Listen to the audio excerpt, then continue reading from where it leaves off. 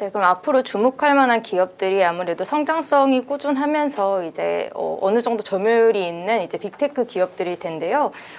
지난해부터 올해까지 이런 IT 플랫폼 섹터는 계속 관심을 받았는데 최근 이들 업종에 대한 시장 분위기는 어떤지 좀 브리핑 부탁드립니다. 예, 그러니까 제가 보기에 IT 섹터라고 하는 것들 조금 범위를 넓혀보면 네네. 저희가 뭐 반도체나 디스플레이 같은 저희가 보는 하드웨어뿐만이 아니라 어떻게 보면 소프트웨어, 그리고 클라우드, 인공지능, 전자상거래 뭐 이것까지 좀 넓게 포괄적으로 보는 영역이라고 보고요. 특히 네네. 이제 글로벌 쪽에서는 이제 그런 쪽이 강점을 강하니까요. 근데 지금 2분기 실적이 이제 저희 이제 글로벌 기업들도 어느 정도 나왔고 그런 기업들의 상황들을 보게 되면 최근에 조금 이제 작년이나 올해 상반기 초반보다 약간 좀 다른 모습들이 약간씩 보이는 것 같아요. 이게 그 중에 하나가 우리가 초반에 이제 코로나19로 인해 가지고 이게 나왔던 일시적 특수들이 있었습니다. 뭐 예를 들어서 노트북이 되게 많이 팔린다라든가 뭐 고가 가전제품들이 많이 팔린다든가. 근데 이제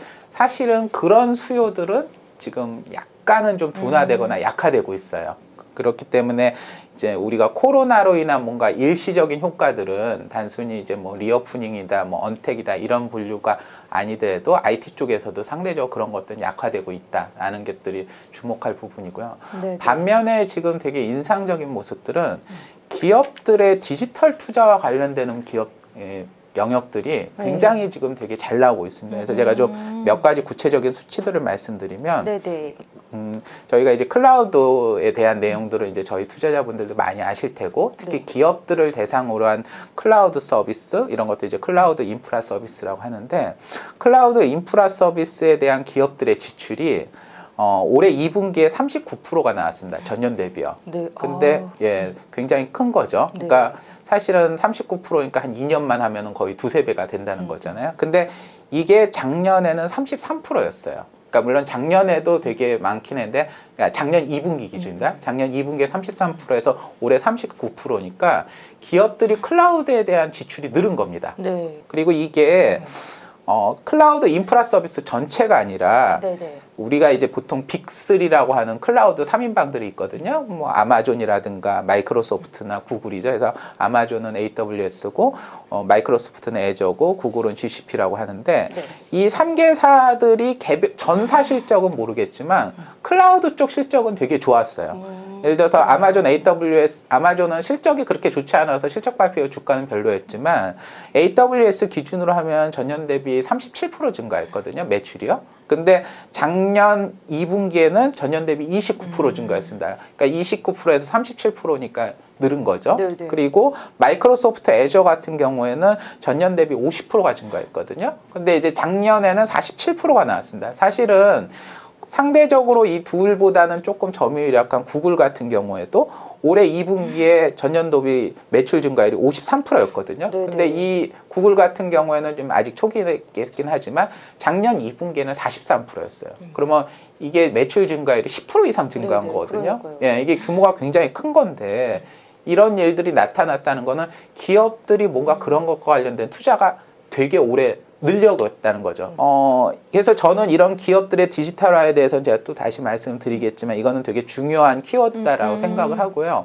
마지막으로 하나 더 말씀드리자면 애플이나 스냅도 이번에 실적이 굉장히 좋았어요. 근데 이제 애플과 스냅의 실적을 어떻게 해석을 해야 될까라고 보면 제가 보기에는 충성도 높은 팬층들을 거기는 가지고 있는 기업들이거든요. 그러니까 온라인 세상에서 그 강력한 팬심을 가지고 가져가는 기업들은 꾸준히 실적들이 좋았다. 이런 것들이 최근 2분기나 실적들에서 나타난 겁니다. 그래서 제가 이것들을 다시 요약을 해서 말씀드리면 코로나로 인한 일시적 효과들은 좀 줄어드는 반면에 기업이나 전체 소비자들이나 뭐 중소자영업자들의 디지털화 그리고 그런 디지털을 기반으로 한 기업들 그리고 팬층 그리고 그것들을 뒷받침할 수 있는 여러 회사들은 실적들이 좋았고 저는 이 흐름은 굉장히 좀 장기적으로 가는 흐름이 아닌가. 그래서 저희가 이제 초반에 코로나 상황이 터졌을 때 언택트, 컨택트 뭐 이런 식으로 얘기를 했는데 이제 언택, 컨택을 넘어져서 디지털라이제이션이 되는 기업들의 어떤 선두권에 있는 기업들은 성장에 대한 기대감들이 있고 그것들이 이제 어떻게 보면은 저성장 시대에 좀 중요한 대안이 될 수 있을 거다라고 생각을 하고 있습니다. 네네. 혹시 섹터 전략 애널리스트답게 다양한 섹터들을 이제 하나씩 짚으면서 이제 이 전반적인 산업에 대해 말씀을 해주셨는데요. 예, 키워드를 하나로 꼽으면 디지털화인 것 같아요. 그렇습니다. 뭐 큰 기업, 작은 기업, 뭐 IT 기업, BIT 기업 상관없이 이제 다들 디지털 수요가 높다 보니까 이제 이 관련된 기업들 실적이 굉장히 잘 나오는 것 같고요. 말씀을 다양하게 해주셨지만 이제 그 중에 좀 클라우드 관련된 부분들이 굉장히 이제 와닿았는데 이제 그 빅3 업체를 제외하고도 이제 작은 클라우드 업체들이 되게 많을 것 같아요. 네. 근데 그 기업들도 올해 실적이 굉장히 좋았다고요? 거기는 조금 좀 다른 영역인 것 같아요. 오, 왜냐면은 그런가요? 네. 이제 뭐 그런 기업들에 대해서 막 구체적으로 하진 않지만 최근 나타나는 모습 중에 하나가 이 클라우드는 양극화가 더 심해지고 있습니다. 그러니까 어떻게요? 그러니까 빅3 세 회사들의 점유율이 더 늘어나고요. 그러니까 아닌 기업들의 점유율이 계속 줄고 있어요. 이거는 사실 올해만의 현상이 아니라 수년째 진행되고 있는 현상입니다. 왜냐하면 이 클라우드라고 하는 사업이 어떻게 보면 되게 고정비 성격이 되게 강한 부분들도 있고요. 네. 평판도 되게 중요합니다. 예를 들어서 저희 회사에다가 아마존에다가 클라우드를 하겠습니다. 그러면 이제 보고 올리신 분이 별 얘기가 없을 텐데 예를 들어서 서병수와 아이들이라는 회사가 클라우드에다 맡기겠습니다. 그러면 너 만약에 너 거기다 맡겼다가 깨지면 네가 책임질 거야? 뭐 이런 얘기 나오겠죠. 네. 이게 이제 뭐 사실 한국만의 이게 아니라 전 세계가 다 동일한 겁니다. 그래서 실제로 상위 메이저 기업들의 점유율이 계속 올라가고 있고요. 그래서 네. 빅3와 빅3 아닌 기업들, 그리고 탑 8개 기업과 아닌 기업들의 이 격차는 더 벌어지고 있어요. 그래서 탑 8개 기업들의 점유율은 오히려 줄고 있고요. 그리고 탑 3와 탑 8, 그 중간 기업들도 그렇게 좋지는 않습니다. 그러니까 우리가 클라우드와 관련돼서 이제 클라우드를 하니까 이 기업들은 좀 다 좋을 거다. 라는 관점은 사실 좀 위험할 수도 있을 것 같아요. 예. 그러면 클라우드 내에서도 이제 전반적인 산업을 다 담는 ETF보다는 어떻게 보면 빅3에 조금 비중이 높은 ETF 같은 게 좋겠네요. 그렇죠. ETF에 투자를 하더라도. 예. 그러니까 그리고 이제 클라우드 쪽은 사실은 업체들이 많지가 않아요. 근데 이제 저희가 지금 시중에 나와 있는 네. 클라우드와 관련된 ETF나 이런 것들은 클라우드 기업만이 아니라 클라우드로 인해서 수혜를 볼 수 있는 소프트웨어 회사나 네. 혹은 클라우드와 관련돼서 할 수 있는 온라인 전자상거래나 하드웨어 이런 것들이 다 들어가 있기 때문에 네네. 그런 쪽에 이제 상위 수혜를 보는 기업들이 좀 많이 편입되어 있는 기업들을 보시는 게 조금 더 안정적일 수 있을 겁니다. 네. 아까 그리고 애플이랑 스냅 얘기도 잠깐 언급을 해주셨는데요. 이제 좀 소프트웨어나 플랫폼 쪽 기업은 어떻게 보시는지 추가로 더 해주실 말씀이 있는지 궁금한데요. 예, 그러니까 어떻게 보면은 저는 네. 지금 요번에 실적 관련돼서 이렇게 봤을 때 소프트웨어나 플랫폼 쪽에 대한 기업들이 사실 굉장히 좀 많은 선방들을 보였어요.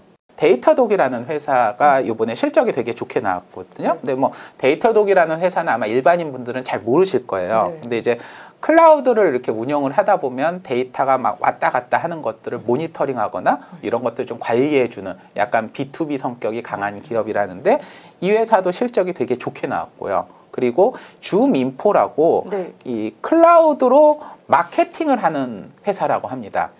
이게 기업들이 네. 클라우드를 통해서 마케팅 플랫폼이 하는데 이 회사도 실적이 좋았고요. 그리고 페이콤이라고 하는 중소기업들이 클라우드로 인적 자원 관리를 하는 그런 회사가 있는데 이 회사도 실적이 좋았다고 해요. 그러니까 이제 어떻게 보면은 클라우드라는 아까 이제 메이저 기업으로 보면은 클라우드 메이저 3를 보지만 네네. 그것들이 가셔서 거기서 이제 뭔가 일을 하실 거 아니에요? 그러면 다 소프트웨어가 필요하겠죠. 근데 그런 기업용 소프트웨어 중에 클라우드에 기반이 된 기업들이 굉장히 실적들이 좋았던 겁니다. 그래서 사실은 이런 기업들에 대한 투자도 굉장히 조금 저희가 좀 놓치기 쉽지만 유망할 수 있고요. 뭐 서비스 나우라고 업무 자동화형 솔루션 관련되는 기업도 저희 김수진 애널리스트께서 이제 뭐 보고서를 내셨지만 굉장히 실적이 좋았고요. 주가는 뭐 아주 강하진 않았지만 되게 견조한 흐름을 보이고 있습니다. 그리고 이게 이제 저희 쪽에서 이제 애널리스트께서 말씀 안 하셨지만 제가 이렇게 봤을 때 기업들이 협업 관련되는 것들도 요즘에 많이 하잖아요. 네. 기업들끼리 이제 뭐 같이 모여가지고 하지 않고 온라인상에 각자 일하면서 같이 하는 협업 관련된 기업들이 있는데 뭐 아틀란시아라든가 아사나 뭐 이런 기업들 같은 경우에도 막 최근까지 신고가를 날리거나 실적들이 되게 좋았고 네. 굉장히 강했거든요. 이런 클라우드와 관련되는 소프트웨어 기업들도 네. 생각보다 되게 좋았고요. 그리고 또 사실은 이 클라우드와 소프트웨어 기업을 할 때 또 중요한 부분 중에 하나가 보안과 관련되는 부분입니다.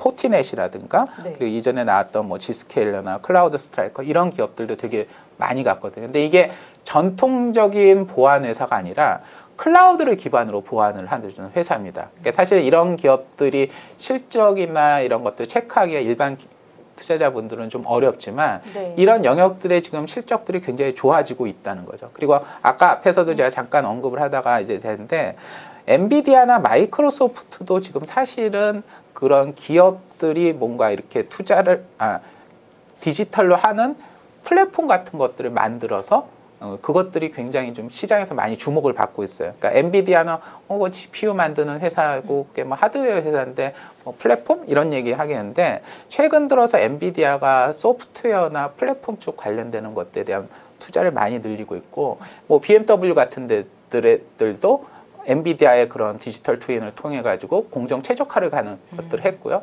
이것들을 지금 상용화하겠다. 그리고 마이크로소프트 같은 경우에도 저희 맥주 회사로 유명한 AB 엠브로 같은 데에 공장을 전부 디지털 트윈으로 해가지고 네. 최적화하고 그리고 또 마이크로소프트 같은 경우는 최근에 좀 인상적으로 나온 게 파워 플랫폼이라고 해서 그 우리가 이제 아까 AB 엠브로나 이런 일반 IT가 아닌 기업들이 뭔가를 디지털을 하려면 코딩을 해야 될 거 아니에요. 네. 근데 요즘 코딩 전문가도 엄청 비싸거든요. 미국도 엄청 비쌉니다. 그런데 전문가이긴 하지만 IT 기술이 없는 분들이 쉽게 프로그래밍을 만들 수 있는 프로그램이 있어요. 그래서 노코드, 그러니까 로우니까 낮다는 거잖아요.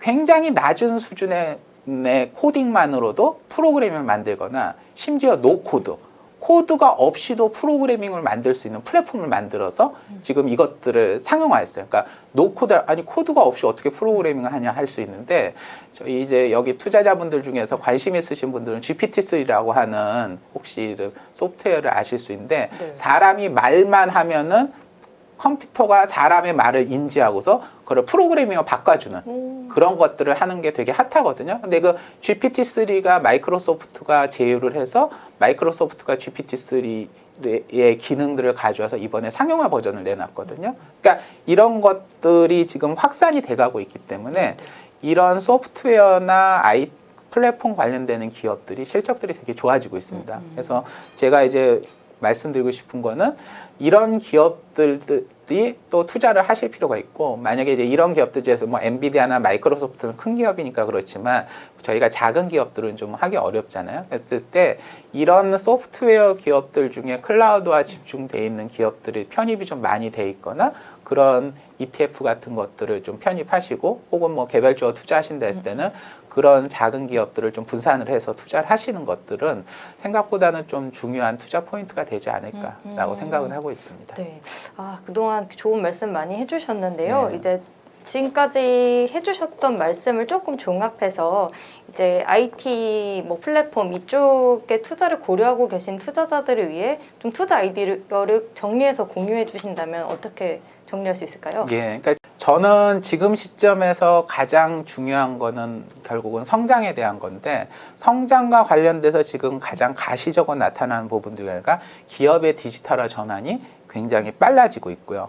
이게 이제 대기업이나 IT를 넘어서 중소기업이나 전 산업으로 본격화되고 있고 코로나 상황을 거치면서 이것들이 이제 거의 필수화돼 가고 있다라는 느낌을 강하게 받습니다. 그리고 이 흐름은 굉장히 장기화될 가능성이 높기 때문에 이런 것과 관련되는 기업들은 저희 투자자분들이 좀 장기로 가져가실 필요가 있다. 그래서 여기 관련되는 기업들은 클라우드 인프라 관련 기업들이죠. 가장 대표적인 게 빅3 해서 아까 아마존, 마이크로소프트, 구글 같은 기업이고요.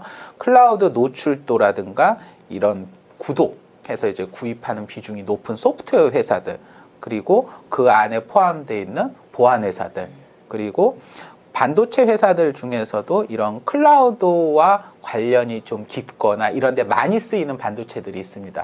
또 마벨 테크놀로지라고 하는 회사가 있어요. 이 마벨 테크놀로지라고 하는 거는 원래 이제 네트워크와 관련되는 반도체입니다. 그래서 네트워크 반도체는 옛날 이제 통신 회사나 이런 데들 들어가는 건데, 데이터 센터라고 하는 것도 이제 어떻게 보면 통신 네트워크가 중요하거든요. 근데 그런 데이터 센터에 들어가는 통신용 반도체를 만드는 굉장히 강력한 회사인데, 이 회사도 굉장히 좀 실적이 되게 좋게 나왔고 주가도 되게 강합니다. 그러니까 하드웨어 단에서도 이런 그런 기업들의 디지털화 전환과 관련되는 하드웨어 기업들이 좀 더 집중을 하시면 좋지 않을까 생각을 하고요. 그리고 그것에 이제 이어서 보면은 반도체 쪽과 관련돼서도 비메모리나 파운드리 쪽은 생각보다 좀 더 업황이 좋을 가능성이 높습니다. 왜냐면은 이제 저희 이런 기업들이 파운더리나 그러니까 파운더리하고 비메모리는 사실 같이 가는 거거든요. 왜냐하면 비메모리 회사들은 대부분 설계만 하고 생산을 직접 안 하기 때문에요. 근데 네. 이제